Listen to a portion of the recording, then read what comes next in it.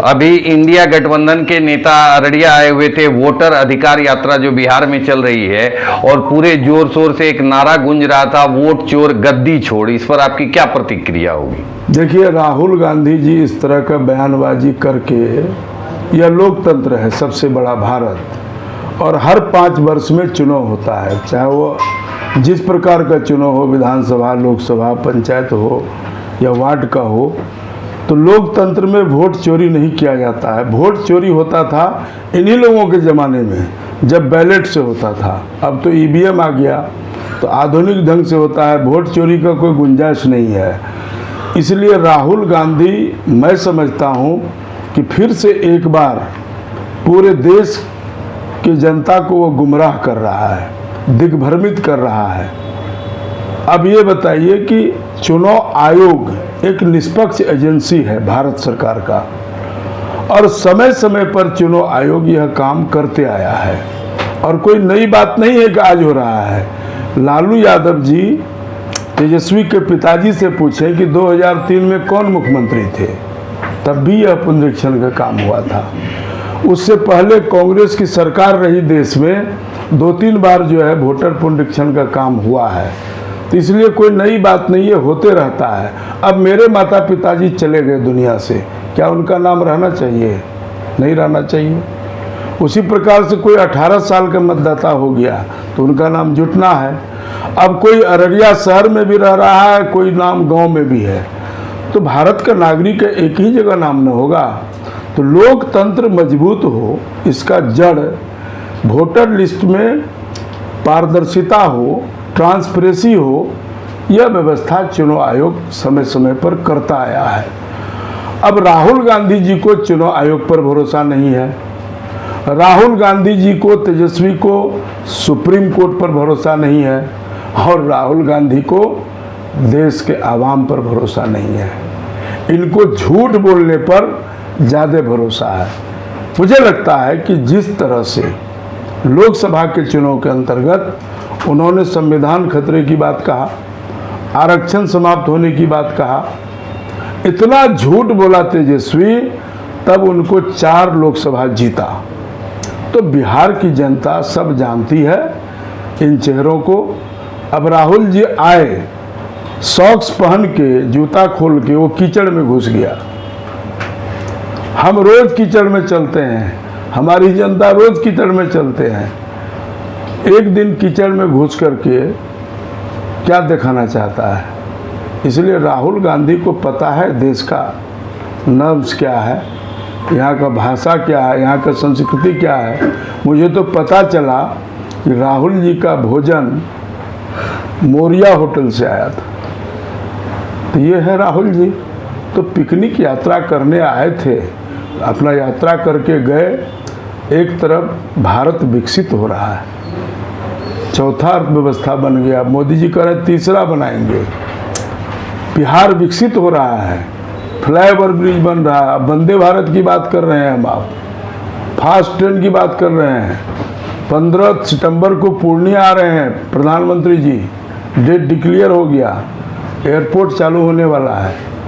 तो हम उड़ान की बात कर रहे हैं, हवाई चप्पल पहनने वाला पूर्णिया अररिया के लोग हवाई यात्रा करे, ऐसा भारत का परिकल्पना मोदी जी कर रहे हैं। तो राहुल गांधी का राज्य को नहीं देखा क्या, जहाँ भ्रष्टाचार, गुंडागर्दी, अपहरण, तेजस्वी जी के ही ना पिताजी शासन करते थे, माता जी।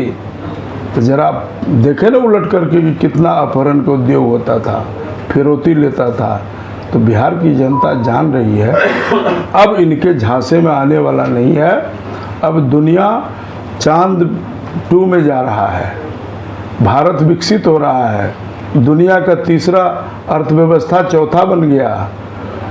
इसलिए अब बिहार आगे। अभी मैं भारतीय रेलवे द्वारा, रेल मंत्री द्वारा वंदे भारत ट्रेन पटना तक चलाने की बात हुई है, लेकिन अररिया जिला के लोग, जनता जो है अपने को उपेक्षित महसूस कर रही है, क्योंकि ये ट्रेन जो अभी निर्धारित रूट है वो पूर्णिया से खुल रही है, जबकि अररिया जिला की जनता को उम्मीद था कि ट्रेन जोगबनी से खुलेगी। इस पर क्या आप कहना चाहेंगे? देखिए, बहुत जल्दी मैं खुशखबरी दूंगा। वो पूर्णिया के वजह जोगबनी से चलेगा, यह मैं प्रयासरत हूँ। हमारी बातें हो रही है माननीय रेल मंत्री जी से, और बहुत जल्दी मैं अच्छा खुशखबरी देने वाला हूँ।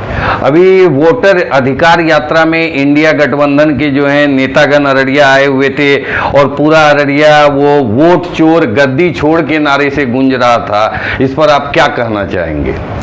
देखिए, सबसे पहली बात है कि वोट चोरी कौन करता है? राहुल गांधी, मैं कहता हूं कि यह लोग फिर से एक बार बिहार की जनता को दिग्भ्रमित करने के लिए निकला है, और ये लोग पिकनिक यात्रा कर रहा है। लगातार एनडीए का जो है सम्मेलन चल रहा है, इन दिनों देखने में आ रहा है। कल भी आप लोग सारे घटक दल के लोग उपस्थित थे, फिर अगली तिथि भी है, तो क्या तैयारियां चल रही हैं? क्या लग रहा है 2020 का जो चुनाव परिणाम था उससे और बेहतर होगा या और कुछ संभावनाएं?